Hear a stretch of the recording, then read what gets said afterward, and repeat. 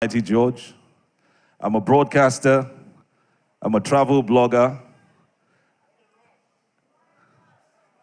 I can't hear you people though. I'm a writer.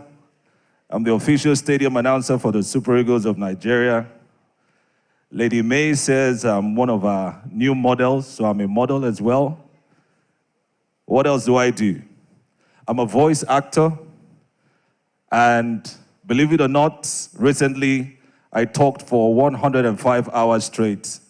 That Guinness decided that you own the record. Please keep clapping now. As the longest radio talk show in the world. And you know what that means? It means that I can talk and talk and talk until NEPA take lights. But there will be no lights, no NEPA taking light here. All right, so I would be doing a lot of talking, but we have a lot of people who are also going to do the talking today. We are now going to break out into the fireside chats. I'm sure when you saw it, no literal fire, there's no fire here. But it's going to be very fiery as we have people here to do justice to a very, very important topic. Igniting ideas, disrupting norms. I have the pleasure of inviting my boss, senior colleague, award-winning journalists, and currently the permanent secretary of the Ministry of Information, Ibom State, Akparawa James Edet. Please put your hands together for him as he'll be moderating this session. The guests, it will be a jaw between two of these very sound individuals. The guest is, please, anywhere, sir. All right, but don't hide. You can stay in the middle since it's just both of you. Thank you. He'll be chatting with the Deputy Country Director of the Tony Blair Institute for Global Change, a lady who knows her audience and is here to impact very positively as long as we can open our ears, our hearts, our minds, and imbibe this knowledge. Ladies and gentlemen, please welcome Obianoju Uchenna. Can we get a louder applause, please? And so, over to Akparawa James Edet as we discuss igniting ideas, disrupting norms. Are you ready? Are you ready to feel them? Now, wow, this vibe, and I know they give me, governor has gone, feel free. Are you ready? Say, ignite to accelerate. What a rush. Over to you, sir. Thank you very much, George. And I must say it's really a privilege to be here. I want to thank His Excellency, the Governor of this state, for starting this program. And incidentally, I'm pleased to know that this program never started because he is the governor. He started this program many, many years back before even becoming the governor. And personally, I must say, it connects me to my past because as a young man growing up, I never had this kind of opportunity. And I recall my early days on television, anchoring program for youth rendezvous, the kind of things we used to try to do to bring the youth to par with the developments then. But talking with them, a generation like ours, we thank God that we have the opportunity to create the enabling environment, not just environment, but the ideas for the youth of this great state to build stronger blocks for tomorrow. And if you appreciate this, can we put our hands together for His Excellency the Governor? No, I don't like the way we are clapping. Please, if you want to clap, clap well. Thank you. And let me also thank the planning committee for doing a very wonderful job. George has set the tone. He has told about what this is all about. We ignite to accelerate. How do we accelerate? And how do we ignite? We have someone I can say is a square peg in a square hole as far as this topic is concerned. Herself, I don't think she's too far from your generation. She's part of your generation, but she's made a mark for herself. She currently works with the Tony Blair Institute for Global Change, and that organization works with governments and leaders. What comes to your mind? Okay.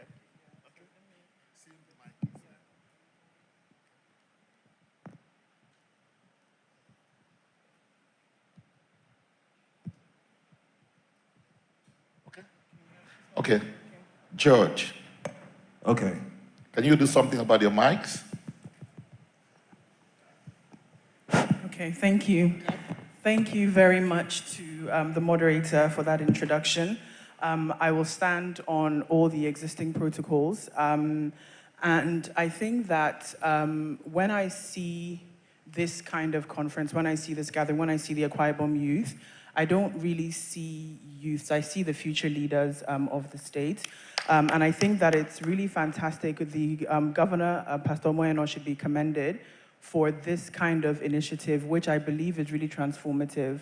And so I'll just highlight, I'm really not an expert. I like to think of myself as an eternal student, so I'm happy to be in this room. I feel that it's a privilege so that I can hear from yourself, the moderator, from the other speakers. We had a fantastic welcome address. And also hear from people in the room. The questions you ask will also help all of us to learn. So, like I said, I see future leaders, and I'm excited for the conversation. Thank you, ma'am. And I'd like to say that it's going to be a very interactive session. She'll share our personal experiences, and it will not be a lecture session. And when the time comes, we'll also have the opportunity to ask her questions. Let's fire the first salvo. I'd like you to share your personal story, your personal experiences, and the challenges you had growing up that prepared you for your current roles. Thank you. So I grew up in a very traditional, normal African household. I didn't grow up that much in Nigeria, to be honest, but my parents definitely kept the African discipline all the way. I think that one thing that really stands out, one way that I've been able to, I guess, push through a challenge is really in even choosing what to study. So when it came time to choosing my degree, my late mom, my first degree, my late mom said, you know, you have to do something traditional, medicine, engineering, law, etc., something respectable and stable. But I always had a passion for languages, and His Excellency made this comment around igniting your passion. So for me, I gained admission actually to study French and Russian at the University of Oxford in England. Russian, you said? Russian, yes. There'll always be challenges. There'll always be, I mean, you know, reasons to not do something. But I believe that if you follow where your passion is, hopefully you can actually find some magic and, hopefully contribute. I'm really inspired listening to you say that. But I'd like you to zero in to these youth that are here and those watching us online. We live in a world where most of the time the choice of what you want to study, what you want to become in the future, most of the time are dependent on the choice of your parent. So when you look from your personal experiences vis-a-vis what we are having in our world today, what would be your advice to parents and to young people as regards the choice of one, what they study, and then the career path? Yeah, that's a really great question. I think that fundamentally the keynote speaker made a fantastic point. He talked a lot about the digital skills. He talked about the age that we're in, the fact that whether we like it or not, some of us don't really like it too much. AI is taking over. AI is here and it's here to stay. So I think, and this is something that even for me as a parent of very young children, I feel that it's important that we realize that constantly build up their skills. I don't believe that there will be any career path that won't be open to them, because in today's world, again, our keynote speaker spoke about business process outsourcing.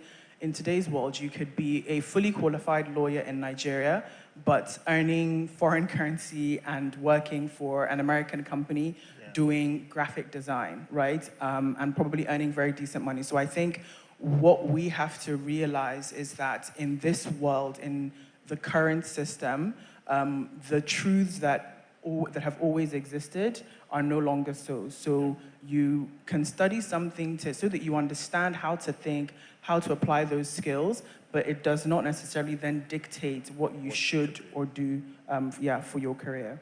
If I were you, I'd put my hands together for it. That's a very wonderful. I found that to be very, very personally interested because I've had that experience. But let me try to digress a little. Sitting down there today, listening to His Excellency the Governor, I wish somebody was there to take note of it. It was a lecture on its own. The story from nothing to something, particularly when the governor came out here to tell us he used to hawk soft drinks along the streets of Lagos. I've also heard the story of how he grew up in the barracks. Looking back, maybe 40 or something years ago, no one thought he would become the governor of this state. Looking at these young people today, what would you want them to learn from that simple but positive story of the governor of this state? I think there's one word that comes up, and it's resilience. The ability to face challenges, because there will be challenges. There will be naysayers. I think what His Excellency said was, everybody blames him for everything, right? So you stub your toe, it's because of His Excellency. So I think that as far as we can have that resilience, and as far as we can wake up knowing what it is our purpose is, what problem we're trying to solve. Of course, money is a thing. People, as far as you're giving value, people will be happy to pay for that. But also, I think that you will then be able to go through those challenges, and it will not be the end of you. It will actually be the making of you. And hopefully some of the leaders, the future leaders in this room, will have that experience where you have gone through something, you've gone through the fire, you've been rock bottom, but rock bottom is very solid ground. And from there, that is the fuel that you use to say, okay, I'm not going back to this place. And you can then convert and hopefully go on to bigger and better things, I think. Now, looking at these phrases, I'm quite sure that many young people here who have fantastic ideas, a lot of drives, they want to get to the next level, but sometimes fear and the necessary resources to kickstart and get there. From your personal experience, how can they overcome such fears and such obstacles on the way? Okay. I'm just taking notes so that I answer the question fully. I said that people here are very sure who have fantastic ideas, great ideas, the passion to succeed, but sometimes the fear of the unknown, where to start, and the resources with which to start would sometimes becomes a problem. What would be your advice for such people? Okay, I think that's a great question, and I think most of the time, many of us believe that people who do bold things don't feel fear. I know that every time I've started something new, every time I've either changed career, even getting married, having kids, like there's always fear there. And I think that fear is normal. That's the first thing I'll say. But courage does not mean the absence of fear. It doesn't mean that you have become fearless, right? Like courage means that you feel the fear, but you act anyway. You have your idea, you test it, you improve it, you iterate, and you constantly go through that. When you get knocked down, you still sort of pick yourself back up. And I think the work that we're doing at the Tony Blair Institute, we see that a lot. We see that Are we together? Please, I'd like us to concentrate. Okay, if we are sharing, I don't know how we are going to eat and at the same time listen to what she's saying. Let's do it quietly, please. Okay, let's do it quietly. Thank you. Thank you. Continue, ma'am. Yeah. Thank you. I think there's about to be calm down. meeting. Please calm down. Let's no calm distractions. down. No distractions, please. Thank you. We'll do it orderly. Please. Please. Thank you. Yes, go ahead, ma'am. Thank you. As I was saying, I think that understanding that some of the work that His Excellency is doing is bold, it's transformative, it's not easy. And some of these things are really about pushing against established standard ways of thinking, right? But he's doing it anyway, and he's doing it by building the right partnerships, having a strong team around him as well. And so I think what I would say to the people in this room really is that don't wait till you're ready, and don't wait until you feel like there's no fear. I think that you need to start small, start from where you are. build ideas and then hold on to your why, hold on to your purpose.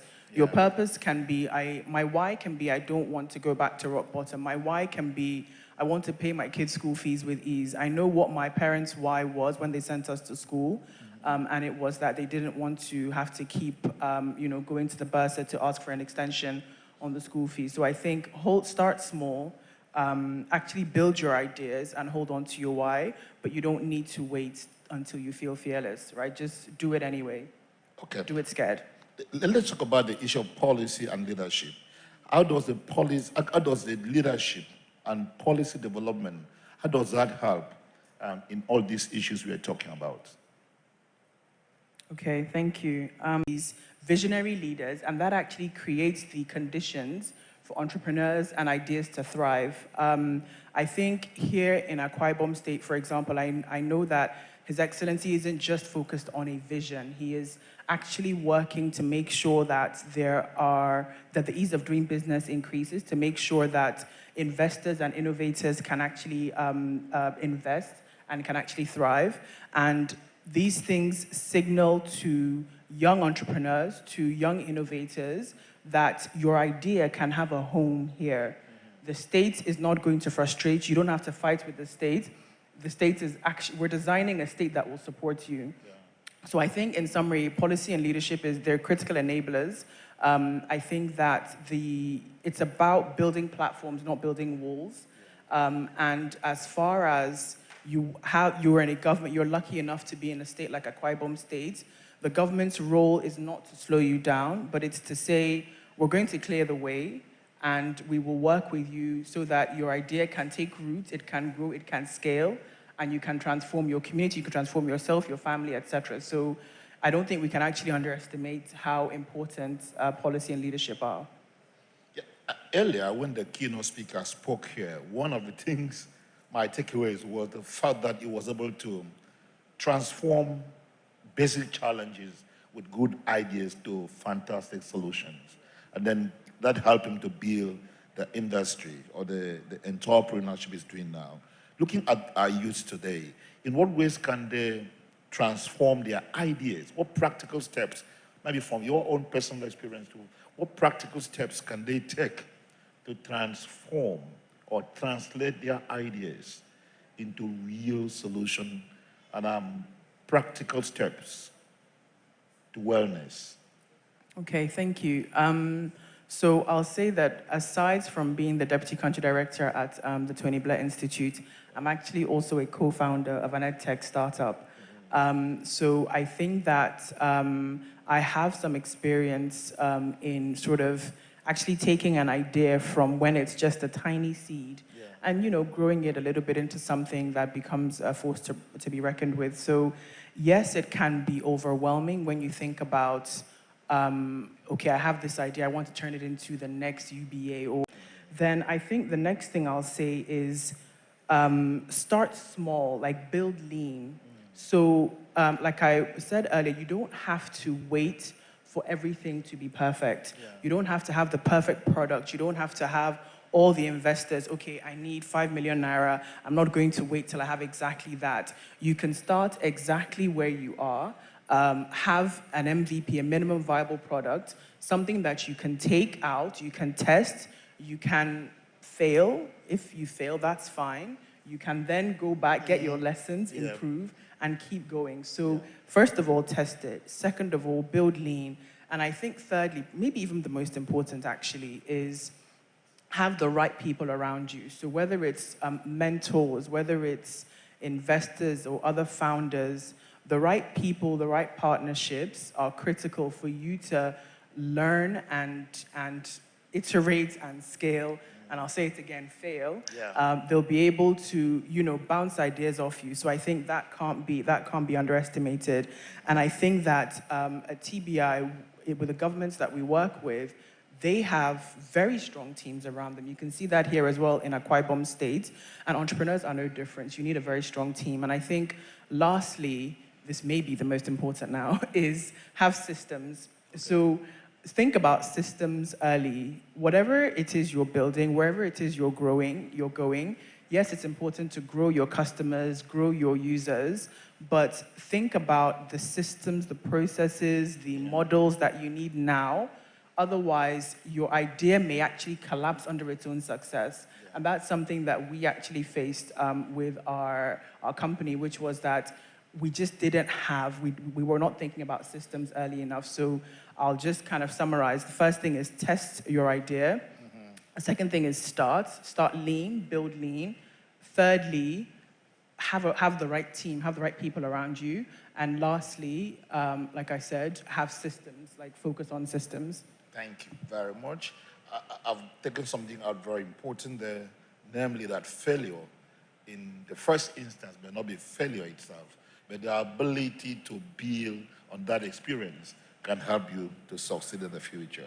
I have some more questions to ask, but like I said, this is an interactive session. I'm sure you have personal experiences, you have personal issues, and there are some critical things you may want to bring to the fore. If you also have contributions to make, the floor is open now. We'll take a few questions, a few contributions before I take the last set of 2 questions, and then we round off. Please, if you have a question, raise up your hand, and George will give you the microphone. When you get up, tell us your name and the kind of things you do. Any hand, please? But you have to drop your food first before you raise your hand. It doesn't matter. Or raise your food if you like. Anybody? Any question from what we've discussed so far, from what His Excellency said, from what our guest has said? I'd like us to... Okay, I see someone. Okay. Even though I was about to say it was a good idea that they should drop the food, though, because... All right. Okay, this is good. Please introduce yourself and make your question brief. All right, thank you very much. My name is 𝐂𝐨𝐧𝐷𝐿. My question is, I listened to the discussion so far. What really is my interest is on the leadership and policy. Yeah. You asked if we are not fortunate to have a leader that implements policies that favors ideas and businesses, what do we do? Do you wait till, maybe for instance, now that we are in this administration, the policies and the leadership structure of the administration does not favor your idea and your businesses? What do we do? Thank you. Okay, do you want to take... Can we take all the questions, okay? Any more questions? Please, just introduce yourself, go straight to the point. Yeah, it might help the guest if she knows what you are into, what you do for a living. Yeah. Yeah, my name is Paul Edim. My name is Paul Edim. Yeah.